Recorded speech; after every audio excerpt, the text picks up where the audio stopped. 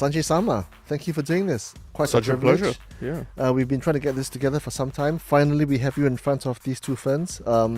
Let's start where, your origins in India, right?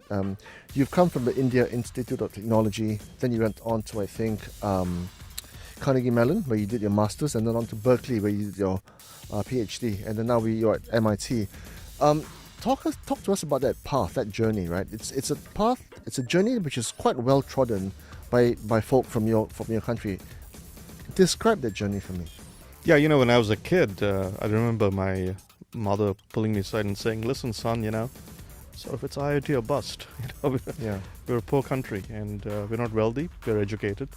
So I studied for IIT, a bunch of us studied, a few of us got in. And then I was a bit of a wild kid in IIT actually. And I made it out. And from there I wanted to do something completely different. So I went to work in the oil industry with Schlumberger in Scotland. And then from there, I actually hurt my knee while I was there. Decided to take a sabbatical. How? Well, I heard it playing soccer, and then I heard it again playing on the rig, and then I finally blew it out playing tennis a few years later, but I have screws in there, and I knew I was sort of wobbly on the rig. You don't want to be wobbly on an icy rig in the North Sea. No, you don't. So I went to Carnegie Mellon, CMU. Then my wife went to UC Berkeley, so I joined her there. Got my PhD, and then came to MIT. If I can get into your head a little bit, Sanjay, because you seem to be the not atypical Indian native in the sense that you're quite the super achiever, of course, in terms of all the work you've done, the books you've written, the papers you've written, some of the startups you founded and sold as well. We'll talk about that later. But you are the progeny of, quite a, I guess, illustrious family in India. I think your father was quite high up in the government, and your wife's family also within the government as well. What was their mode of parental management? Were they quite hands-on and micro, or were they quite laissez-faire in terms of how they put inputs into you? Very laissez-faire. Yeah. Very laissez-faire, but always very intellectual. Yeah. It was always about math and physics and all our conversations, but very laissez-faire. So discussions at the dinner table would comprise what kind of stuff? Politics and history and physics, and to this day my octogenarian father sends me, physics articles, and it was very intellectual. Government and international policy and economics, and sports. Cricket. So how does that fall upon a 12-year-old's ears? Because I try and talk about those kind of things to my kids, and they're like, they switch off, right? We didn't have much TV then, in India. We didn't have TikTok. Black and white TV was about it when I was a young child. Cricket only entered. Color TV only entered with the Indian the Cricket World Cup, which India won in '93, and suddenly color TV took off. That's right. So we didn't have that much. It was all about meeting and talking, and family dinners were all about that. I'm also an only kid, and so we were a small family, and I had a huge number of friends. And we grew up in a homogeneous neighborhood where all the parents of that sort of, ilk. Yeah. I'm in touch with many of them. Yeah. A few of them are CEOs of big companies in the US now. So it was a very interesting culture, Yeah, so I want to raise that point because it seems to me that the last 10, 20 years has seen the real emergence of the consummate Indian tech CEO, right? You've got people like Sundar Pichai, you've got people like Indra Nooyi, a little bit before that with PepsiCo, AJ Banga and MasterCard, and of course you've also got Satya Nadella at Microsoft. I think one or two of them could even be your peers, right? Yeah. What do you think explains that phenomenon? I've struggled. I think certainly English helps. Yeah. English is a huge advantage that Indians have. Tech skills, math skills, which were not in vogue in the 80s, right? If you took a math degree, it was something you did because you can get something else. Suddenly became good, right? Engineering skills became good, became important. So they had the tech skills. But I think also it's sort of the multicultural aspect of it. You live in India, but in India is very diverse. Then you go to the US, you've got to discover how to make a go of it. You've got to figure out how to assert yourself. Indians are quite assertive. That's one advantage they have. Yeah. So let's talk about that because I've, MIT, some of your alumni, and your peers as well. I want to talk about this report that came from Jackson Lu, Richard Nesbitt, and Michael Morris.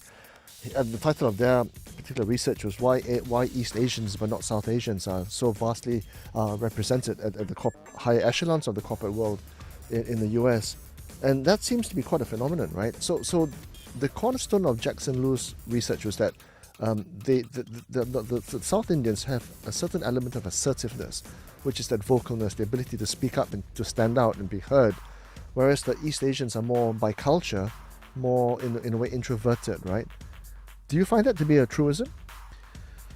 Well, I mean, I can't argue with the statistics, and Jackson's work is very good.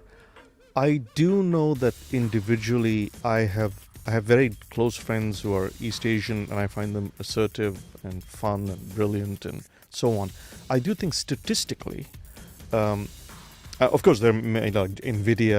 Of course. You have Jensen Huang and all these guys, right? AMD. Right. Amazing leaders of or Broadcom, right? That's and right. Malaysian. But the Broadcom gentleman. guy is more like a founder, right? He wasn't hired per se, German, right? Yeah.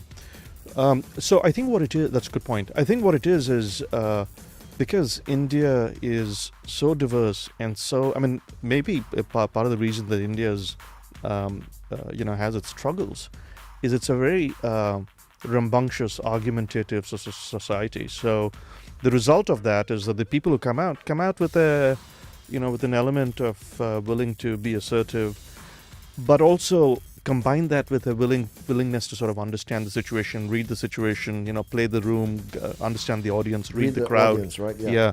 So maybe that's what it is. And then in the end, you need to be a techie to be a tech CEO. So Arvind, Krishna, Yes, who's the CEO of IBM, for example, right? I mean, he rose through the ranks, and next thing you know, after their struggles, he becomes CEO.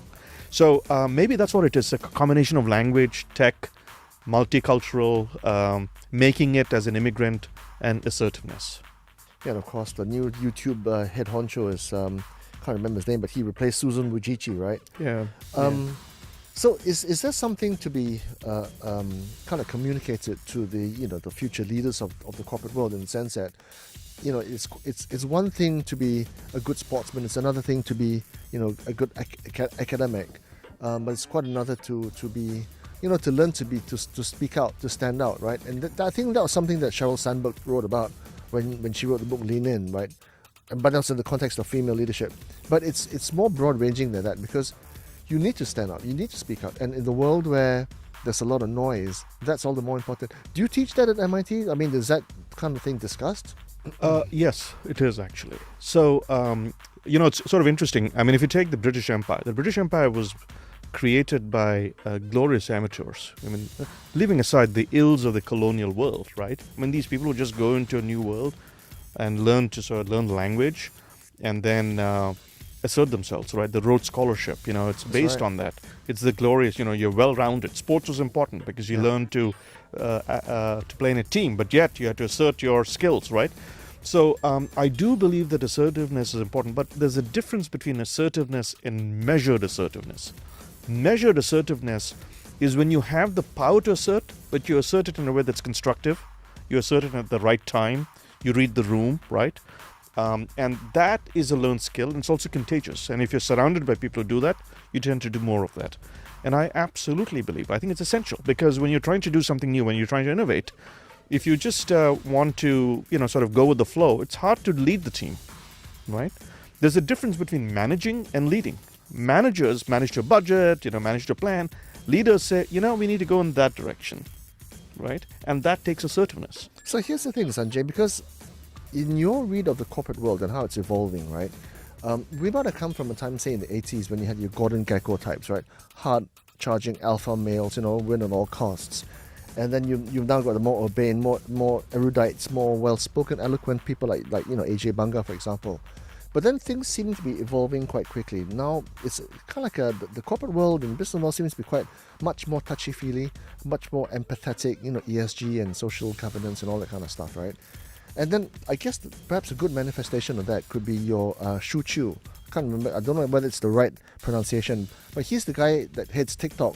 that faced Congress and all these lawmakers in America, and he got vociferous.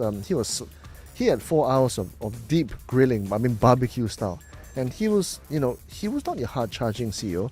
He was quite self-effacing, quite gentle, quite empathetic, but then quite forceful as well. So do you see that the corporate world, the leadership mold is changing, do you think? I think so. I mean, you still have the Elon Musks of the world, right? The highly assertive, in your face. But I think that the vast majority are of the latter type. You got to walk and chew gum at the same time. You got to assert when you need to assert. You need to lead a team. You need to show empathy. I mean, we just went through hell with COVID, right? That's right. You got to pivot the company. You got to win people over. And that is a combination of skills. And you got to know when to use with skill, how to sort of modulate them. And I think that is the future. I thought he did a fantastic job in front of Congress, by the way.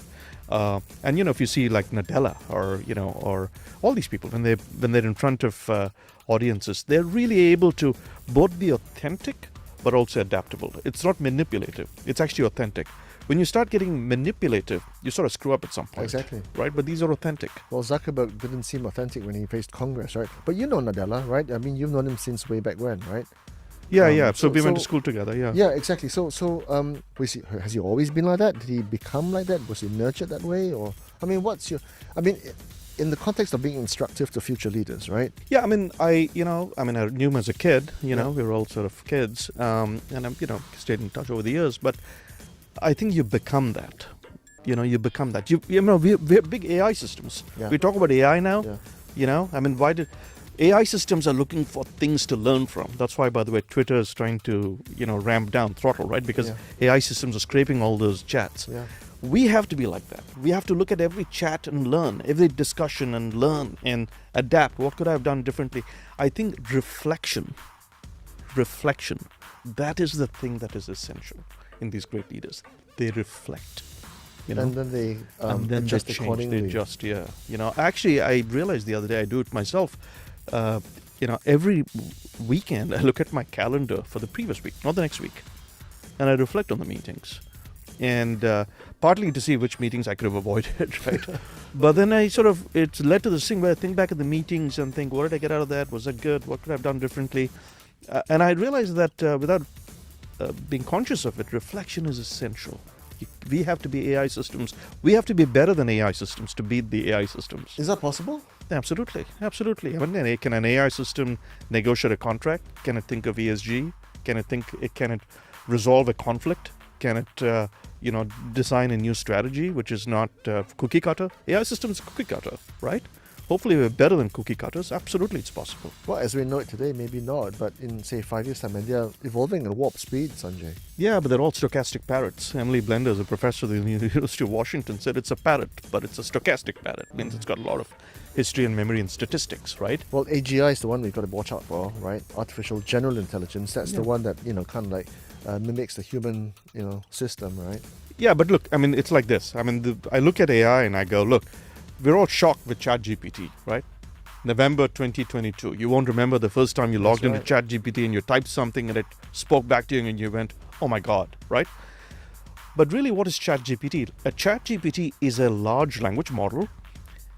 And a large language model is essentially a predictive typer that just goes on and on, right? And when you type in your iPhone, you go, I will meet you at, and it tries to complete the restaurant, except it goes on.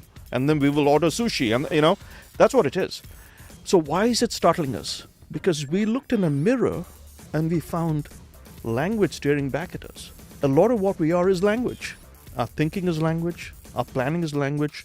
A lot of our knowledge is ingrained in language. And so ChatGPT stared back at us and we thought, oh my God, that's a lot of what we do. But it's not all what we do. And that missing element, we don't give it enough value. It is enormous. Take self-driving cars. By today, we thought we'd all be driving self-driving cars. Not even close, right? The easy stuff's been done. The hard part is all the other things human beings do. And we have to really examine ourselves to discover and appreciate that. So before we talk about your work with the Indian government, which I think you still do, to some degree, right? Let's talk about how you look back on your week and try and genuflect and try and be constructive about your meetings, interactions, right? that is something which I find quite interesting, because it's about being constructive about oneself and being present and all these kind of things, right? What kind of things do you watch out for, and how do you take a constructive approach, to constantly hone your interactions? So my wife caught me doing this, and she sort of pointed out I do this, so I'll tell you what. And then I had to sort of reflect on it at a meta level. So I look at the meeting and I go, do I have a good feeling about that meeting? Was that constructive? So in something that's coming up, or something that went Always by? in the past. I look at the future as well, right? Okay. I'll have to look at the rest of the week to figure out which meetings I can get out of, right? But I look back on my calendar, which is pretty packed, and I go, that meeting, I don't think I achieved a lot. Maybe I could have done it this way, I thought maybe I was a little rude. Maybe I shouldn't have been. I'm really rude, but even though I have a feeling, or I say maybe I wasn't assertive enough. I do that. But my wife caught me doing it, and I said, "Did you realize you do that?" And I thought, I guess I do. She's right. How did she notice you doing it? As in, you were like consciously looking through your... Yeah.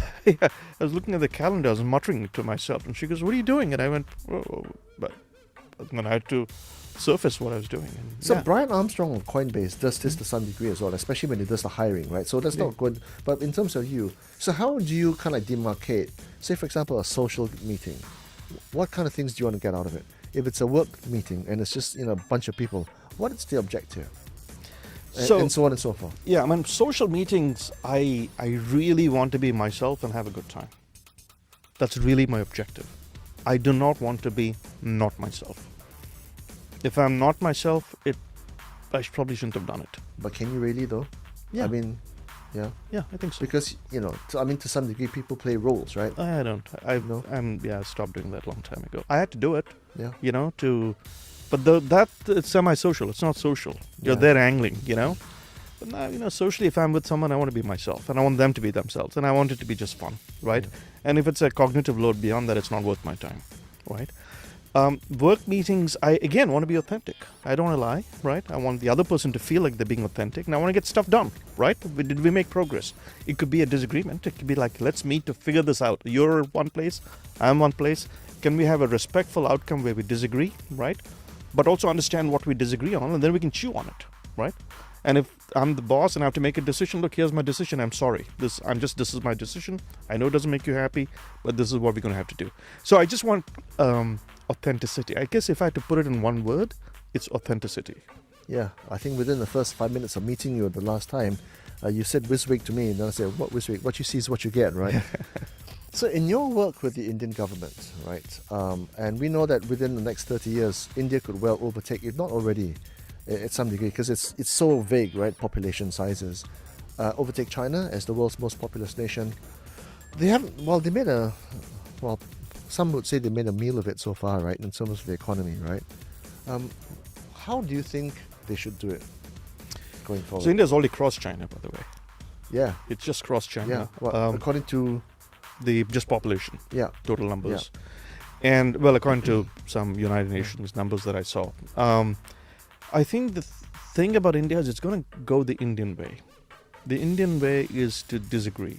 It's to not. It's democratic. I mean, that's the good news, mostly. But it's argumentative. It's fractious. But maybe in its own way, it's authentic. The stuff that happens is authentic. And so it is hard to line up things. There's no magnetic field to line up the iron filings. These filings will point in any direction. That's a disadvantage. The advantage, though, is it's extremely entrepreneurial, right? And so there's a lot of bottom-up activity. I mean, if you go to a grocery store in India, or if you go to a little corner store, they're extremely creative in the way they source, sometimes too creative. Some laws may be broken, right? That's a problem. The way they procure, the way they sell, the deals they strike, the personal service. It's quite extraordinary, actually. And so I think what will end up happening in India is we tend to judge every country, like Malaysia, India, China, Indonesia, Kenya. We have a lens that we've learned from the success of basically Western countries over the last 100 years. We think cities should look like this. We think commerce should look like this, right? But it doesn't. There's a lot of smallholder farming in India. But most retail in India is tiny little single proprietor stores, In America, it's Walmart and Amazon, right? So when you look at it through that lens, it doesn't work. But in its own way, it's actually empowering and it works because the individual has a lot of say, right? The little corner store may not compete with the McDonald's because there's no McDonald's. I mean, there is a McDonald's, but it doesn't take off. So that's the advantage of India, and that's also the disadvantage. So then in your work with India and consulting them and advising them, right? How do you think they should take their place at the top table with China and Russia and the US? And there's this power struggle going on, and it hasn't really asserted itself on the global stage. Even though we might say as a people they do assert themselves. Yeah. China's made a great song and dance about its common prosperity and this and that and what have you. So they are seen to be the big foe to America. But India is just as big, if not bigger, in the future, right? Yeah, but I think that's a lens. I mean, why should it assert itself? I think it will. I mean, it's soft power, it's Bollywood, it's these CEOs. For example, so I'll give you an example. So about 12 years ago, Nandan Nilekani, one of the founders of Infosys, created an agency in India to come up with a new ID for Indian citizens. I actually was one of the authors of the document that became what is called the universal ID system, now called Aadhaar. Yeah, you work with RFIDs and that kind of stuff. Yeah, it came out. This is just a number, but I used some skills I had in designing numbers for RFID, and of course RFID is also RF and ID and sensors and all that.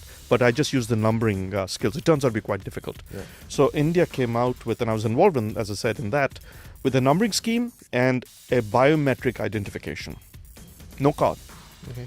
Just a number and eyeballs, a biometric. Thumbnails, which part? Fingerprint. Fingerprints, index finger, yeah. Okay. Yeah, and that's transformed commerce in India. So if you just go search, right, on India digital commerce, it's transformed by the fact that every Indian citizen has an Aadhaar, which is a number and a biometric.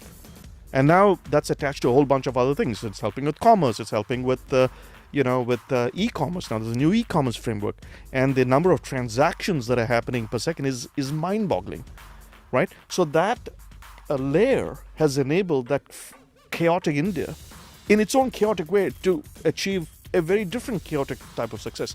I think we're very limited in some respects all over the world. We're given a lens to look at something through, and we look at it and go, well, but in that lens, you're not doing well, because that's what we expect you to do, right? But if the world actually all operated in a way that was compliant with the lens, we could not sustain the growth we have. Right? So if you look at highways, well, if everyone bought a car, the world would collapse. I mean, the amount of CO2 would produce, the price of oil, etc. So I just question that. I think we fall into the trap, in my view, of judging the world through lenses that we're handed rather than the lenses we should create. Which may seem a little philosophical, and maybe I dodged your question entirely. No, that's okay, because the people make the country, right? And the country is that which takes its place in the structure of the hierarchy of things according to where they should be. Right. So when you talk about people looking through life in a different way, right? These are the weird guys. The alternative thinkers. The Steve Jobs and square pegs in the round holes. Exactly, right. And these are the guys that change the way things appear. I mean, Elon Musk has talked about solving the world's traffic problems by going underground, and underground you've got infinite landmass. You can just dig tunnels through, and that's quite revolutionary. No one has thought of that until now. But how do you inculcate curiosity? Curiosity is an amazing thing. I mean, my God, that's to me the thing that humanity needs. I mean, curiosity, if I can sort of take a step back, curiosity is to the human brain what hunger is to the human mouth, the human digestive system. When we get hungry, we generate saliva, right? When you get curious, the brain generates dopamine. Curiosity, novelty, they generate dopamine. They're a survival thing. I mean, if you get curious, you look for things. For example, let's say you were a hunter-gatherer. Maybe you try to eat that other thing. Maybe it was dangerous, you got sick, but you learned that. So curiosity is what takes humanity forward. And it's a very fundamental asset in human emotions. Very fundamental. And it is in fact infectious. You asked me about my parents, right? The gift they gave me was curiosity. But it's not for everybody. You don't see that in most people. In any given organization, if a company of 100 people, I'd wager that the majority of them would be just, cookie cutter people, and a small minority of them would be kind of like, entrepreneurial, innovative, curious guys. Most of them will go home and watch, the Kardashians, and some of them might go home and go and learn new skills, whether it's video editing or whether it's, I don't know, whatever, coding or whatever, right? We talked about this in the organization of the future. They need alternative thinkers, because alternative thinkers think of faster, better, cheaper ways of doing things, rather within the organization rather than outside on their own steam. And it's an ongoing thing. But how do you know? Because as someone who heads an organization which trains executive leaders for the future, can that be nurtured? Can that be nurtured, or is it nature? Absolutely. So when I talk to people, even the receptionist at a really cutting-edge company, I can see the difference. I mean, and literally, if I had to capture it in a word, it would be curiosity. They'd be like, hey, good to meet you. I mean, for example, there's a Google office next to MIT. The way they operate, the way they talk to you. Maybe it's a hiring policy thing. It's the hiring, and it's infectious in its hiring policy. It's both. I've seen in organizations I've been involved in, people go, wow, that's interesting. Can I do that? And you go, yes. And they become involved, I have a 80-year-old lady who works at MIT. She cleans we have this lady, she cleans all the offices at 6 p.m. She's 80, doesn't have to work. She does it because she gets bored. She's from the Caribbean. And she's a great friend of mine. And she's quite amazing, actually. And she'll ask me all these questions, just sort of,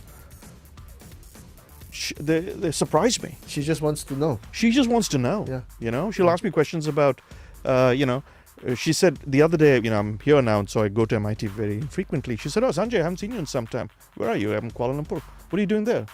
Asia School of Business. Oh, really? But you're an engineering professor. And she's the lady in the cleaning staff. Why are you doing business? And so it's sort of very interesting. Curiosity, I don't think, should be hermetically sealed in the CEO suite. I have seen it literally spread across an organization. By the way, the receptionists, the drivers, they connect across organizations better sometimes than the rest of us. But if you're trying to teach curiosity, how do you do it? You awaken it. You don't teach it. So you think it's latent? It's absolutely latent. I mean, think about it. Every human child goes from zero to language. That is an incredible Not all children, feat. Sanjay. Most, unfortunately. But speaking, right, or walking, is quite a feat. It is a greater feat to go from nothing to language than it is for Einstein to go from, Newtonian physics to relativity, right? So if that is true, then, in fact, I think we spend our time in education shutting curiosity down. We have expressions in English language, right? Curiosity killed the cat. Yeah, why though? Nonsense. It shouldn't be, though. It shouldn't be, Yeah. Or all good things come to wait. Nonsense. Yeah. Don't wait. Yeah. Carpe diem, right? Yeah. So the thing about Asia, Southeast Asia in particular, I think the vast majority of economies in this region are family-owned businesses, right?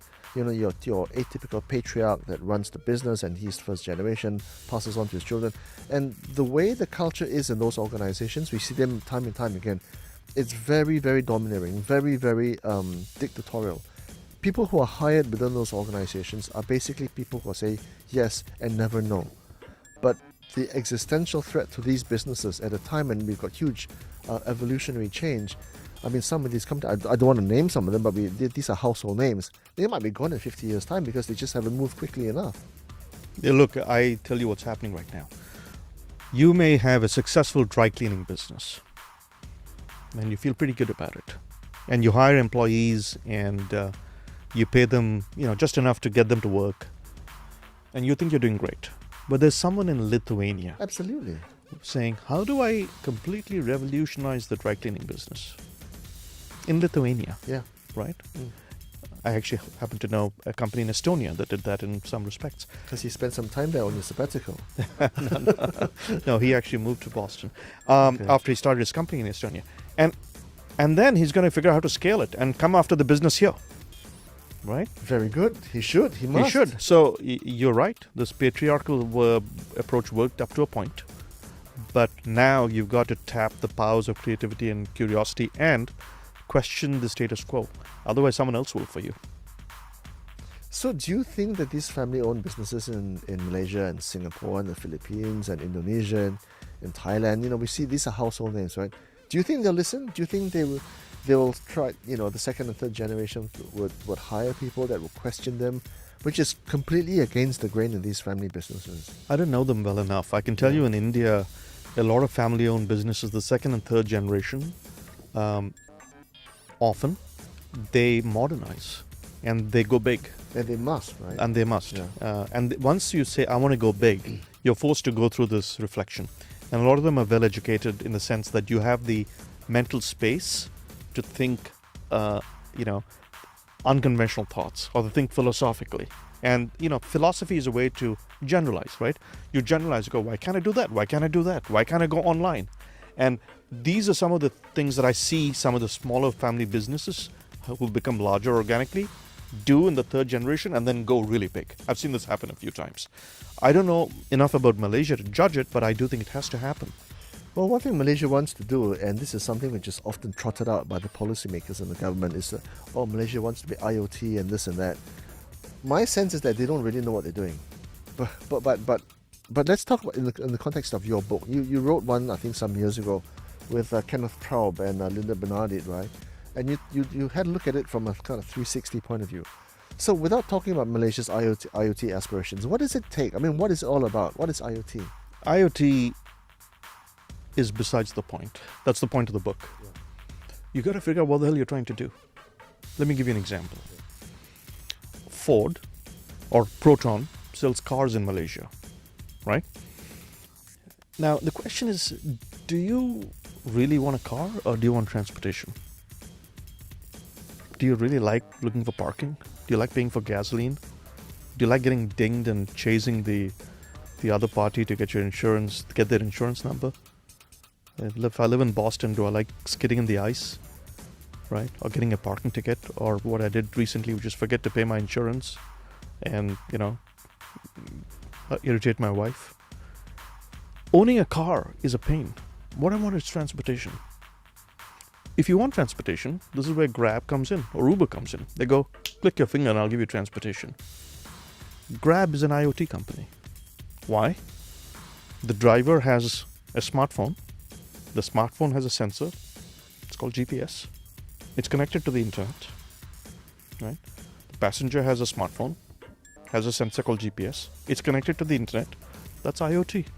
And in the cloud, matchmaking is done and transportation shows up or food shows up. Yeah. So IoT sort of comes in. Don't try to do IoT. Try and solve problems. Technology will find its way.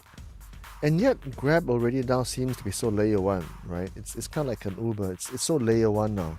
How do you take that whole idea forward into the, as we head into 2023, 2024, into the third decade? You have to be constantly paranoid. Andy Grove said it. That's Only right, the paranoid survive. That's right. Right?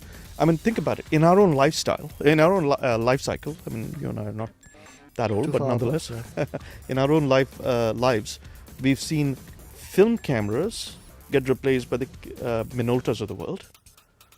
We've seen the Minoltas of the world replaced by smartphones. We've seen two entire phases of industry disrupt each other and disrupt an incumbent. Right?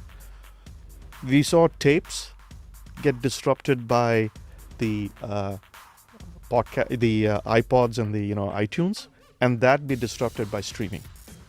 So you have about 3 years of runway, and after that, if you're not trying to disrupt yourself, someone else is trying to disrupt you, and you will never catch up. It seems to me that one of the biggest disruptive forces we face today is this whole Web3 decentralized finance thing. And yet, what appears to me to be, at least in its past, used to be one of the most innovative countries, the US government, they seem to be pushing back, people like Gary Gensler and the SEC, and they're fighting back against the Web3 guys. They seem to have lost the plot a little bit. And it seems to me that it's a bit of a wasted opportunity, because this is one thing that you can really do to step it up and do things a lot better. Why do you think that happens? Well, so I mean, Web3 is a very interesting concept. It's fascinating. I spent a few months in Malta trying to figure out NFTs. I love it, right? Yeah. But actually, if you look at the number of killer apps, there aren't that many, and proof of work is extremely wasteful. And then you have a consensus problem, right? I mean, there was an issue with too many of these servers being in one country, like China at one point, right? So it's not flawless. It's an unbelievably, incredibly interesting thing. I mean, we still don't know who Satoshi is. It's fascinating. I think what it is because a lot of people don't understand it, it becomes a bit of a gold rush. We saw that with FTX, Binance, we're seeing what's happening. So there is a great deal of concern about its viability of the business models, and it's used as a cover for doing other nonsense, right, under a veil of FOMO, right? So I think that's sort of what we're seeing. Gary Gensler is at MIT. I feel like I need to defend him. Do you know him? I mean, I've met him a few times, yeah. right? But that's not my point is that's sort of where it's coming from, I think, right? I don't think it's a knee-jerk opposition to Web3. That said, I do think Web3 has many, many opportunities where I don't see it happening. For example, the ethical supply chains, things like that, right? It's more this sort of fintech world where we're trying to figure out exactly where the killer app is. Another application which I worked on is credentials. So if you have a credential from one country and you can put it on, some sort of blockchain, right? And let's say you're from Syria, and Assad wants to take away your dentist degree so you can't practice as a dissident in Germany. Wouldn't it be great if your credential were on a blockchain of some sort? So these are applications I think that are evolving. But I think what you're seeing is not so much an opposition to Web3, but a caution given some of the implosions that have occurred. do you think the step is too far? Do you think the leap in technology and cognizance of what's at stake is too far? I mean, when we saw how Barnes & Noble brick and mortar went under to Amazon, you kind of saw, the writing on the wall. When you saw how, Virgin Records goes down to Spotify, you kind of see the point, right? And it's not too much of a stretch of the imagination. But for this, and basically your US dollar coming to naught when you can actually, trade, Bitcoin or Solana, right? And use that as a medium of exchange. And I'd have to push back and say the number of apps out there is incredible where Web3 is concerned. Do you think that's Gary Gensler and his cohort's big problem with Web3? Gary Gensler taught Web3 when he was at MIT. Yeah, so he's pretty open to it. right? Yeah, he's pretty open to it. Why do you think they push back then? I think the pushback is because Bitcoin was also used in the Colonial Pipeline hack, because FTX did collapse, because there are other things. I think certainly I see the killer apps, I see the apps, I've used them, right? As I said, I worked in NFTs. I see it. I think there's a sense that if it is not widely accepted and understood, it can also be a source of malfeasance. Yeah, exactly. But Spider-Man did say, right? With great power comes great responsibility. Exactly. And wouldn't you rather harness it rather than keep it at a distance? Well, funnily enough, in fact, the Boston Fed was working with MIT. I think that's been paused on a digital dollar. I think digital currency initiatives are very interesting, right? Now that's not really Web3. That's a digital dollar. The but CBDCs, right? Yeah, exactly. Yeah. So then, the naysayers and, the liberals who say, oh, CBDCs are meant to be, there's the establishment coming after us, and yes, it kills the free spirit of the crypto universe and blah blah blah blah. Right? I think that's fair, and that's by the way, that's one of the concerns with India, in the sense that now that you have so much transparency and everything's attached to this Aadhaar number that I was involved in, what happens to your privacy and what happens to other stuff? So yeah, I mean, that's my point. I think this whole thing's going to shake out. I think that what you're seeing in the US is a little bit of concern that the pendulum's gone too far, but I don't think these people are actually fundamentally opposed to Web3. I don't think so. So there should be some elegant solution. So in preparing people for what is definitely going to be a really strange and weird world, right? And the AI is just the most scary thing possible. Education must evolve. The way we teach our children must evolve. I mean, as a parent myself, I'm a bit skeptical of the three-year degree program. You're stuck in some institution in some sense. You're paying big money, especially at the top university. And, the syllabus, the curriculum tends to be a little bit static. In fact, more than a little static. And then they come out and they may not get a job immediately. Do you know what I mean? So it's that whole edifice seems to be crumbling. So you wrote about this, right? And you called it GRASP, right? So talk to me about that. Yeah, I mean, I think our education enterprises are behind the times, and they have been for about 1,000 years. So the point I'm trying to make is that the way we teach is not compatible with the way the brain works. Just as Not the simple as way that. at the speed the universe is moving. Well, that's leaving aside the speed of the universe. It's just the way 50 years ago we were teaching wrong. We were teaching incorrectly. The concept of a 90-minute lecture, and somehow the assumption that the professor has the pen and the student's brain is a sheet of paper, and all you're doing is writing on it and declaring victory. That's ridiculous, right? I mean, you and I are sitting in front of plants. A plant wants sunlight when it wants sunlight. It wants water when it wants water. It wants potassium when it wants it. Nitrogen when it wants it. You can't give it a year's supply of water on day one and say, you're done. The human brain is similar. The human brain is actually a child or even an adult. We're forming a model of the world. And when I'm forming a model of the world, right, you need to give me information to plug the gaps when I need them. But the lecture model and the education model is quite the opposite. I'll give you a year's supply of water today because it's convenient for me, right?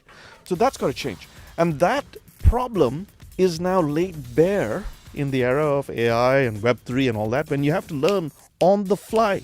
I mean, take AI, right? It's only, 7 months old, the ChatGPT, the 8 months old, right? Now, where can you learn about AI? Where would you go? You're going to go back and get a master's? Really? YouTube. YouTube. You're cobbling together videos from YouTube. That's and you're right. talking to a few. And yet, educational institutions have not stepped up. Yeah. I mean, how tragic is that? Yeah. Right? So we need an educational system that keeps up with it. And I call it the quaternary education system, right? Not tertiary, quaternary. And we also need to meld learning with work. Because when you learn something, you apply it, you learn better. This is the science. So what you're talking about makes a lot of sense. And in fact, this has been practiced, actually. It's not that new. The Germans and the Austrians and they have apprenticeship systems. You're going to high school, you're apprenticing. You go to college, you apprentice. And that keeps both your learning relevant, but also keeps the professors on their toes. So I think we need to absolutely evolve to something like that. So basically, if you are driven in that way, there's a high element of agency involved now, because if you were a driven and ambitious individual, you could conceivably learn a lot of this stuff on your own, especially with the free courses, offered by some of the big corporations. You need not go to a tertiary institution anymore. You need not pay that kind of money anymore, right? So what value does... So, of course, MIT is a different animal, right? Because it's numero uno, right? And LSE and Imperial and all these other guys. But if you were to not qualify for one of the top 10 global best of the best universities, and the rest of the world is, the rest of them are just commoditized, right? Then why bother? Well, I will still defend higher ed a little bit, not too much. So it turns out that the prefrontal cortex, which is the front of your forehead, The common sense thing. it's actually not. It's the CEO of your brain. Yeah. All right. Yeah. And it's the only human beings have it. I mean, even the great apes have only a very primitive version of it. It grows in between ages 17 or 18 and 20, 22, 23. I think mine never grew in. But anyway, it's literally the CEO of your brain, right? This is why we don't let kids drive until they're a little bit older. We don't let them drink alcohol, ever, sometimes. But yet, we send them to war at a younger age. So I think Kimi Räikkönen won the F1 world title at 17 or something, right? So, but he's outlier, right? Yeah, but he's also, that's an instinct. It's That's not, right? Because you have a team coaching. You have someone with a grown prefrontal cortex, PFC, guiding them from the pits, right? That's instinct. And he was unique. He is unique. The challenge is, you do want that incubation period where young people are learning certain disciplines, right? The discipline of, for example, thinking mathematically, thinking about the humanities. I'm a big believer in the humanities, thinking philosophically. So I wouldn't throw the baby out with the bathwater. The problem is we've taken that too far. I would say, I did not even think, this was after I wrote GRASP, of telling my kid, don't go to college. I didn't even think about it because I felt it was good. The problem is we don't do it right. We are doing too much of the philosophizing and too little of the practical stuff that young people need, both to enjoy the learning, but also to make it practical when they enter the workforce. And this is a balance that needs to be struck. So from the perspective of duration, cost, appeal, and applicability, how does the quaternary education system look like in your idea? Yeah, so what I just described is a tertiary education system. This is until you're age 22 or so. All right. So this is when your prefrontal cortex is growing in and you want to sort of guide it. So you still do your undergrad? You still do your undergrad, but in a different way. What you do is you do a year, you do an internship for 6 months, you come back, you do a year, you do some online courses, and it's all baked into the degree. I actually wrote a document about it, which if you want, I'll give you a reference to. A few of us wrote it, and we wrote some articles about it. It's gotten some press recently. Now, the quaternary education system is what you need for the rest of your life. It's the gym you go to stay fit knowledge-wise. You go 3 times a week, right? We don't have that. There is no such thing as a quaternary education system, except watching YouTube videos and then getting distracted by some video of someone doing something foolish, right? We don't have this is what we are creating. We created it at MIT. At MIT, we called it Agile Continuous Education, ACE. And this is something at ASB we are considering, which is how do you create this quaternary, lifelong, Agile Continuous Education system? And this does not exist. So what is the difference between what you're offering or what you plan to offer versus what people can do in their spare time? Whether it's learning to edit videos or whether it's learning to take photographs or whether it's learning to code, Yeah. What is the difference? Yeah, hopefully not such a huge difference, but there is a difference.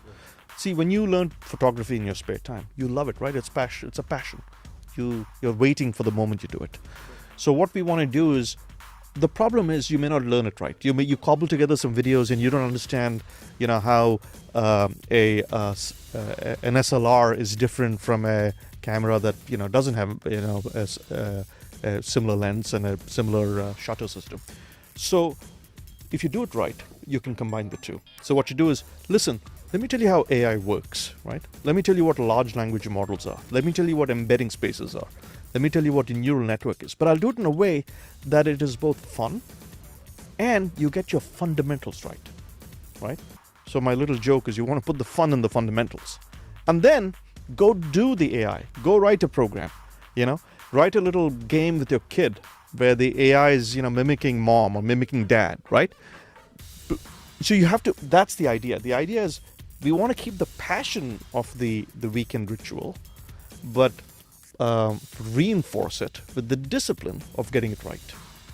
And then would the killer thing then be the MIT stamp on that piece of paper, which you then get at the culmination of that course, which would then be the icing on the cake, because that's what it means, right? I mean, otherwise, why would people go to MIT versus Sheffield University, for example?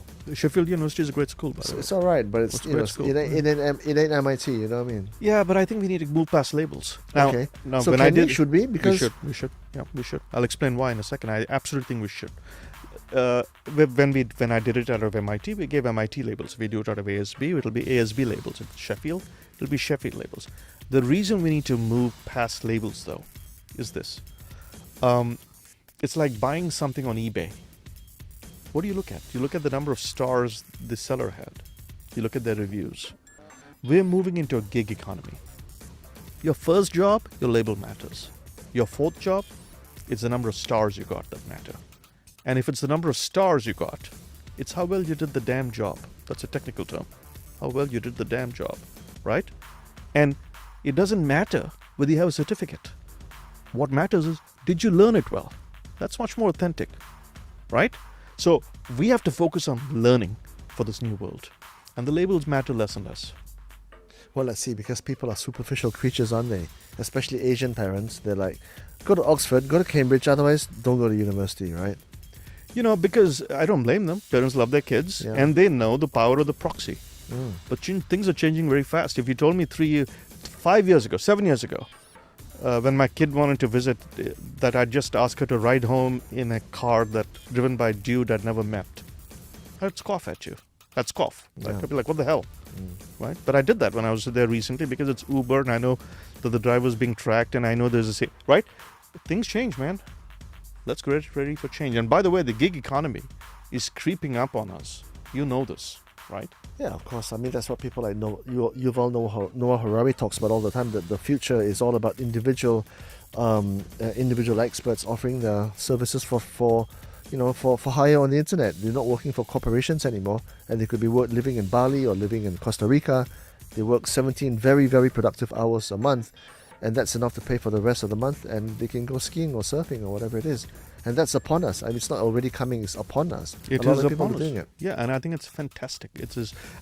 Why do corporations even exist? And I don't mean that in some sort of radical way. They exist. Actually, there's a Nobel laureate, Ronald Coase. He wrote 2 papers, one in 1937 and one in 1960. I think he got the Nobel Prize in 1992.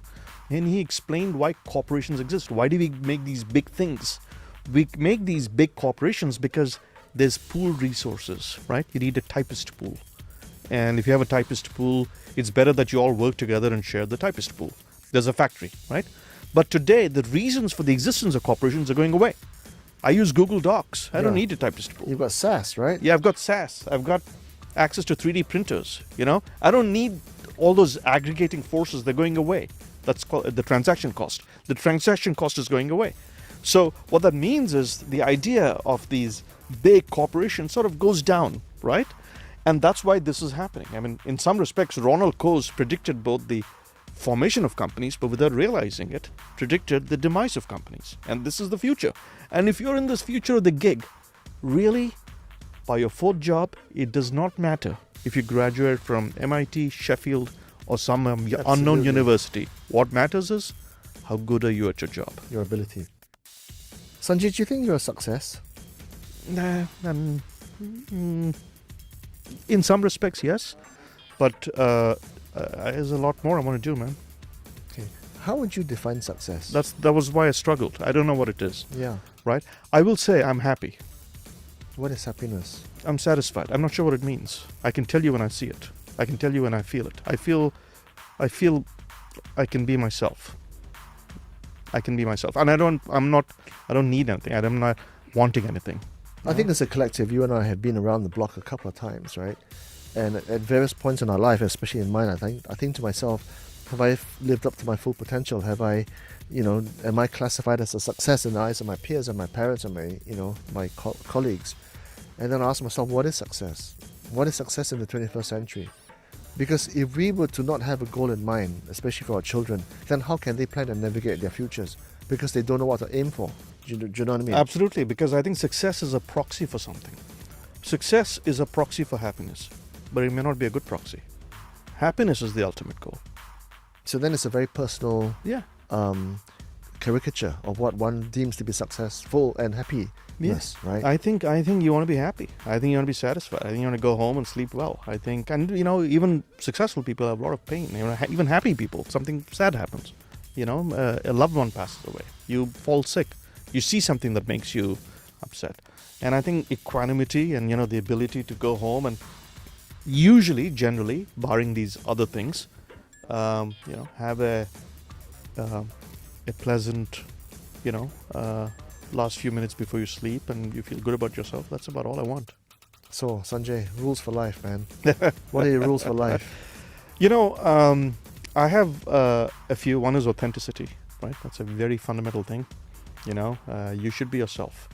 The second is I believe a lot in curiosity, right? Which is, if you want to be happy, you got to nourish the brain more than the rest of your body. And curiosity is very important. Authenticity means you're yourself. Curiosity is your brain is hungry and you're feeding it. And it prevents other sort of atrophy, for example. Atrophy, yeah. The third rule for life for me is recognizing when something is inevitable and just accepting it. I don't mean not fighting things that you can fight for, right? But I'll give you an example. Why is Elon Musk both infuriating but also to some extent inspiring? Electric cars were inevitable. And there were a lot of people who said, oh, you can't make electric cars because, you need a ton of battery in every car. And he said, why not? So it's that inevitability, It's the Sherlock Holmes quote, right? When you've eliminated the obvious, what remains? I think he said something along the lines of, no matter how unlikely, it's got to be the truth. And we trap ourselves in a bubble of what I call evitability, right? Which is, we think we can avoid it, but what's going to happen? Climate change is inevitable. Let's deal with it. It's going to happen. But yet people have, they've stuck their heads in the sand that they're hoping climate change doesn't happen. So that's item number 3, right? That's number Okay, 3. so let's dwell on that for a little while, because Yeah. I talked about this with Idris Jala, right? Mm-hmm. And I asked him about his belief in karma, right?